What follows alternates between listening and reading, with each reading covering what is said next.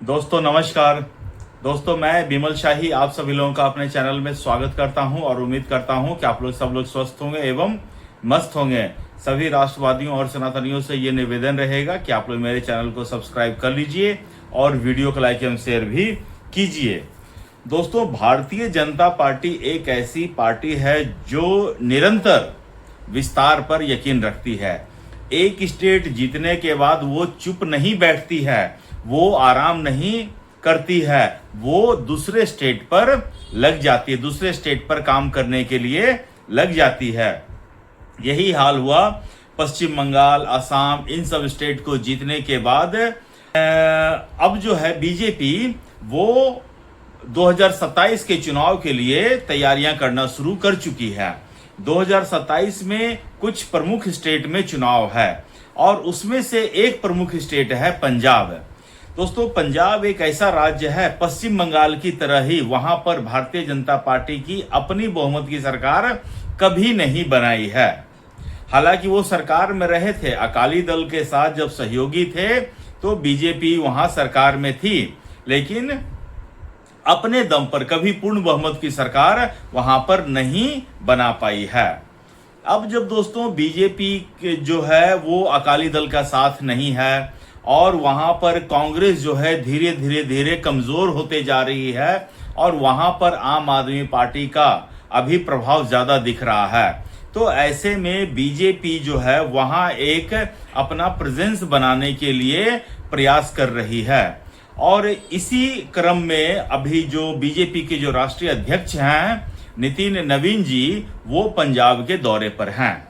और पंजाब के दौरे पर नितिन नवीन तो हैं ही, उनके साथ कई अहम लोग भी हैं जो उनकी इस यात्रा में उनसे मुलाकात कर रहे हैं। उनमें हैं पंजाब बीजेपी के अध्यक्ष केवल सिंह ढिल्लों, उसके बाद राजेंद्र गुप्ता, राघव चड्ढा जो पंजाब से ही राज्यसभा के सांसद हैं, जो पहले आम आदमी पार्टी में थे अभी बीजेपी में ज्वाइन किया, तरुण चुग और मंत्री रवनीत बिट्टू, इन सब से मुलाकात की है और पूरा जो है प्लानिंग का काम चल रहा है।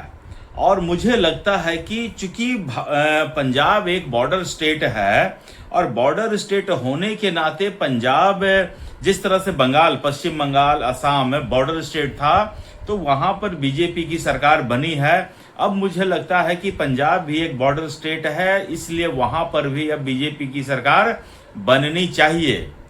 मुझे लगता है कि पंजाब में वर्तमान में जो मुख्यमंत्री हैं भगवंत मान सिंह, वो कैपेबल इंसान नहीं है, वो कैपेबल आदमी नहीं है जो पंजाब जैसे सेंसिटिव स्टेट को हेड कर सकें। वहां पर उनके साथ काम करने के लिए अरविंद केजरीवाल भी हैं, मनीष सिसोदिया भी हैं, सत्येंद्र जैन भी हैं और भगवंत मान के राजनीतिक सलाहकार, गुंडा, मवाली, औरतों के साथ मार पिटाई करने वाला फरार, दिल्ली से फरार विभव कुमार भी वहां पर मौजूद है। और दोस्तों पूरे के पूरे पंजाब में अभी भ्रष्टाचार जो है चरम पर है, अपराध जो है चरम पर है, नशा जो है चरम पर है। जो अरविंद केजरीवाल ये कहते हुए आया था कि मुझे 3 महीना दीजिए, 3 महीना में हम नशा समाप्त कर देंगे, ड्रग्स की प्रॉब्लम को हम समाप्त कर देंगे, वो अरविंद केजरीवाल आज 4 साल बीत जाने के बाद कह रहा है कि पूरा का पूरा जो नशा है उसमें 70% तो गुजरात से आता है। दोस्तों ये अरविंद केजरीवाल का वे ऑफ पॉलिटिक्स है। जब वो दिल्ली का सीएम था, पंजाब उसके अंडर में नहीं था, तो दिल्ली में जितने भी पॉल्यूशन होते थे वो पंजाब से आते थे। उसके बाद अरविंद केजरीवाल की सरकार दिल्ली से चली गई और पंजाब में उनकी सरकार बन जाती है। तो अब कहते हैं कि नहीं, हमारे यहां से पॉल्यूशन जो है दिल्ली में नहीं जाती है। दिल्ली में पॉल्यूशन का कारण उत्तर प्रदेश, हरियाणा और अन्य राज्य जो है वो उसके कारण है, पंजाब नहीं है। तो इसी तरह अभी अरविंद केजरीवाल के पास गुजरात नहीं है, तो गुजरात को जो हो वो कह रहे हैं कि सोर्स ऑफ ड्रग्स है, source of all other type of जो नशा होते हैं उनका वो सोर्स बताते हैं। तो इससे यही साबित होता है दोस्तों कि अरविंद केजरीवाल एक पैटर्न पर चल रहे हैं और उसके पैटर्न को देखते हुए ऐसा लगता है कि पंजाब में उनका समय अब पूरा हो चुका है। ठीक है ना। भगवंत मान के समय में आप देखिए, भगवंत मान, अरविंद केजरीवाल और भगवंत मान दोनों जो है सिर्फ और सिर्फ पंजाब की जनता को मूर्ख बनाने का काम करती है। वो एक पार्टी को कहती है बेअदबी पार्टी, एक पार्टी को कहती है ईडी वाली पार्टी, एक पार्टी को कहती है कुछ और, लेकिन अपने जो शराबी मुख्यमंत्री हैं, जो विधानसभा में शराब पीकर पहुंचता है, उसको शराबी पार्टी नहीं कहते हैं। भगवंत मान दिन भर 24 घंटे शराब के नशे में धुत रहते हैं।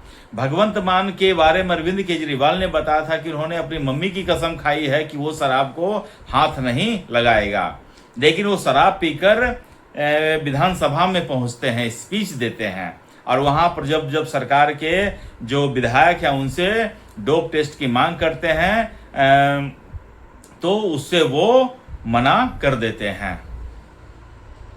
दोस्तों, पंजाब एक बॉर्डर स्टेट है। अभी कुछ दिन पहले वहां पर एक स्कूटर में ब्लास्ट होता है। आप जो है ब्लास्ट की बिना कोई जानकारी लिए हुए, बिना कोई पुख्ता जानकारी लिए हुए, भगवंत मान हो या अरविंद केजरीवाल हो, उस ब्लास्ट की जिम्मेदारी जो है भारतीय जनता पार्टी पर डाल देते हैं और कहते हैं कि लगता है चुनाव आ गया है। दोस्तों, अगर कोई बॉर्डर स्टेट में किसी भी तरह का ब्लास्ट होता है तो हम पाकिस्तान को क्लीन चिट नहीं दे सकते हैं, लेकिन ये बात शायद भगवंत मान या अरविंद केजरीवाल को समझ में नहीं आता है।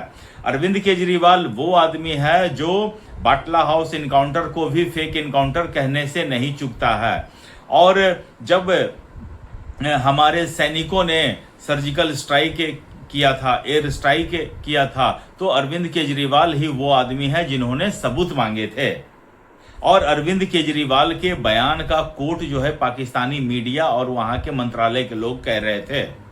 तो इस तरह की प्रवृत्ति का आदमी है अरविंद केजरीवाल। अपराधी प्रवृत्ति का मैं कब से कह रहा हूं कि Arvind Kejriwal is a criminal minded. उन्होंने लोगों के आंखों में धूल झोंक कर कि वो IRS है, IITN है, इस तरह का बहकावा में देकर अपने आप को ये काबिल बनाया, और आज देखिए दुनिया के समस्त भ्रष्टाचार के जो है लेवल उसके ऊपर चिपक चुके हैं, और वो भ्रष्टाचार करता है, खुलेआम करता है। वो जब आंदोलन करता था तो कहता था कि हम ऐसा कानून बनाएंगे, ठीक है ना, ऐसा कानून बनाएंगे कि अगर किसी ने फायदा देकर काम करवाया है तो उसको अपराधी मान लिया जाएगा। और जब वो इस केस में पकड़ा गया तो कहता है कि मनी ट्रेल कहां है, और जो वो कहा उसके उल्टा उसने किया। 3 एग्जाम्पल दे रहा हूं। वो कहता था कि हमें महंगी शादियों से बचनी चाहिए, लेकिन खुद की बेटी का उसने बहुत महंगा शादी किया। जानते हैं क्यों दोस्तों? क्योंकि पैसा उसके बाप का नहीं था, पैसा था पंजाब का, और पंजाब के आम आदमी का था, पंजाब के नागरिकों का वो पैसा था, जो भगवंत मान ने अरविंद केजरीवाल की बेटी के शादी में उड़ाया है। दूसरा एग्जाम्पल मैं कह रहा हूं, वो एक वीडियो में कहता था कि हमारे देश में कैसे लोग हैं, न्यायपालिका से लड़ते हैं, जज से लड़ते हैं, क्योंकि वो जज उनसे ज्यादा सवाल पूछते हैं। अब देखिए जस्टिस स्वर्णकांत शर्मा से कौन लड़ रहा था, ये सबके सामने है ना दोस्तों। और जो कहता था कि भ्रष्टाचार के लिए ऐसे कानून बनाएंगे, आज वो खोजते रहता है कि ईडी के केस में सेक्शन 45 जो है ना, अगर वो नहीं रहता ना तो हम लोग को कोई कुछ नहीं कर सकता था। तो इस तरह की प्रवृत्ति का आदमी है। तो दोस्तों, मुझे लगता है कि पंजाब गुरुओं का देश है, मंदिरों का देश है, बॉर्डर स्टेट है। वहां पर अरविंद केजरीवाल जैसा क्रिमिनल आदमी की सरकार अगर वहां रहती है तो ये सही नहीं है। वहां पर एक राष्ट्रवादी सरकार रहनी चाहिए, चाहे वो भारतीय जनता पार्टी की हो या कांग्रेस की हो, लेकिन अरविंद केजरीवाल तो बिल्कुल नहीं। तो मुझे लगता है कि इसी की तैयारी करने के लिए भारतीय जनता पार्टी के राष्ट्रीय अध्यक्ष नितिन नवीन वहां पहुंचे हुए हैं। आज उन्होंने गुरुद्वारे का भी दर्शन किया, लोगों का अभिवादन किया, मीटिंग किया, लोगों के टास्क बांटे हैं कि आपको क्या करना है, हर एक लोगों की जिम्मेदारी तय की गई है और यहाँ से जो है पूरा का पूरा बीजेपी का सिस्टम स्टार्ट होता है। दोस्तों, रिजल्ट चुनाव में जीत हार तो लगी रहती है, लेकिन अरविंद केजरीवाल अपनी हार को बहुत कम करके बताता है और अपनी छोटी सी जीत को भी बहुत बड़ा करके बताता है। ये अरविंद केजरीवाल की खासियत है। तो अब देखिए 2027 में ऊंट किस करवट बैठता है, ये तो देखने के बाद ही पता चलेगा दोस्तों।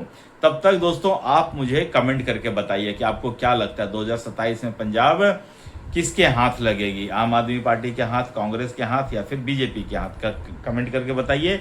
और अपना ख्याल रखिए, स्वस्थ रहिए, मस्त रहिए। नमस्ते, बाय।